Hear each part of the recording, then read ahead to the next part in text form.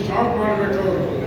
ಅವ್ರು ಸ್ಟಾಪ್ ಮಾಡಬಾರ್ದು. ಹೋದರೆ ನಾವು ಸುಮ್ಮನೆ ಆಗುವುದಿಲ್ಲ. ಮುಂದಿನ ಕ್ರಮ ಕೈಗೊಳ್ಳಲಿಕ್ಕೆ AICCಗೆ ಮತ್ತು KPCCಗೆ ನಾವೆಲ್ಲರೂ ತಿಳಿಸಬೇಕಂತ ಮಾತನ್ನು ನಾವು ಸ್ಪಷ್ಟವಾಗಿ ಹೇಳ್ತೀವಿ.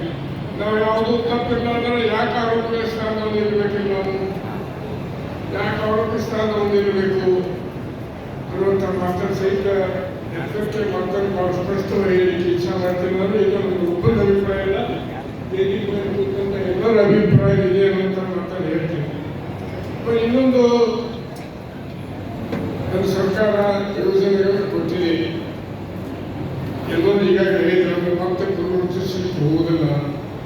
ಆ 5 ಹೋದ ಅಸೆಂಬ್ಲಿ ಚುನಾವಣೆ ಸಂದರ್ಭದೊಳಗೆ 5 ಗ್ಯಾರಂಟಿ ಕಾಲಗಳು ಕೊಟ್ಟಾಗ ವಿರೋಧ ಪಕ್ಷಗಳು ಏನು ಹೇಳ್ತಾ ಇದ್ರು, ಚುನಾವಣೆ ಬಂದೈತಿ ಗ್ಯಾರಂಟಿಗಳನ್ನು ಕೊಡ್ತಾರೆ, ಚುನಾವಣೆ ಮುಗಿದೋದ ಡಸ್ಟ್ಬಿನ್ ಹೋಗ್ತಾ ಅಂತ ಹೇಳಿದ್ರು.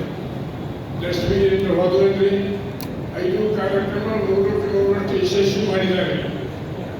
ಆಮೇಲೆ ಈಗೂ ಸಹಿತ ಕೇಂದ್ರದವರು ನಮ್ಮ AICC ಅವರು 10 ಯೋಜನೆಗಳನ್ನು ಭರವಸೆಗಳನ್ನು ಪ್ರಣಾಳಿಕೆ ಮುಖಾಂತರ ಭರವಸೆಕೊಳ್ತಿದ್ದಾರೆ.